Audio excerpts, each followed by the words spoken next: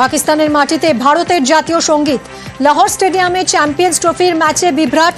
England Australia ম্যাচে ভারতের জাতীয় সঙ্গীত ভুল করে বেজে উঠল জনগণমন। চ্যাম্পিয়ন্স ট্রফি খেলতে পাকিস্তান যায়নি ভারত।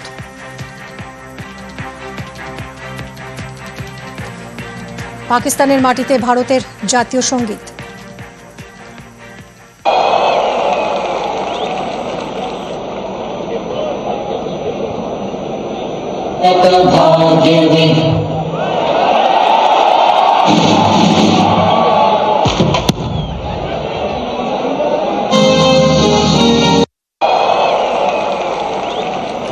ইরন আমাদের প্রতিনিধির সঙ্গে কথা বলবো। ইরন, ইংল্যান্ড অস্ট্রেলিয়া ম্যাচ, সেখানে ভারতের জাতীয় সঙ্গীত বেজে উঠলো, মানে এটা কি কোনো টেকনিক্যাল ত্রুটির কারণে?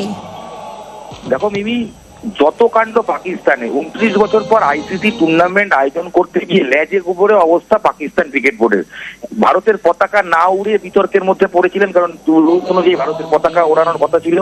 এইবার দেখা গেল যেখানে পাকিস্তান মাটিতে ভারত খেলছেই না, এবং ইভেন আজকে ভারতের ম্যাচই নেই, যেখানে ইংল্যান্ডের সঙ্গে অস্ট্রেলিয়ার খেলা, সেই সময় অস্ট্রেলিয়ার জাতীয় সঙ্গীত না বাজিয়ে বেরিয়ে উঠলো ভারতের গান, এবং তখনই দর্শকরা হো করে ওঠা, ক্রিকেটাররাও অবাক হয়ে গেলেন যে কেন তাদের দেশের না গান জাতীয় সঙ্গীত না বাজার বদলে ভারতের জাতীয় সঙ্গীত বাজছে।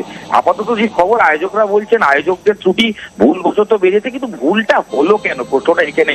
কারণ যাদের খেলাই নয় তাদের গান কি করে সিস্টেমে গেল, এই নিয়ে প্রশ্ন, রীতিমতো এই নিয়ে কিন্তু চর্চা শুরু হয়েছে, সোশ্যাল মিডিয়ায় আলোচনা চলছে। তবে পুরোটাই ভুল, এবং পাকিস্তান একটা টুর্নামেন্ট আয়োজন করতে গিয়ে যে বারবার মুখ পুড়ছে, এটা নিঃসন্দেহে বলা যায়। এবং Pakistan cricket board ICC tournament champions trophy আয়োজন করার তাদের অনেক দাবি ছিল, অনেক বক্তব্য ছিল, কিন্তু সব বিষয়, স্টেডিয়াম তৈরি করা থেকে শুরু করে ভারতের পতাকা নিয়ম মতো না রাখা থেকে শুরু করে একাধিক বিষয়ে বারবার মুখ পুড়েছে। অবশেষে অস্ট্রেলিয়া ইংল্যান্ড ম্যাচে অস্ট্রেলিয়ার জায়গায় ভারতের জাতীয় সঙ্গীত কয়েক সেকেন্ড বাজিয়ে কার্যত আরো একবার তারা নিজেদের মুখ পড়ালেন, কারণ কোনোভাবেই যাদের খেলা তাদের জাতীয় সঙ্গীত বাজার কথা।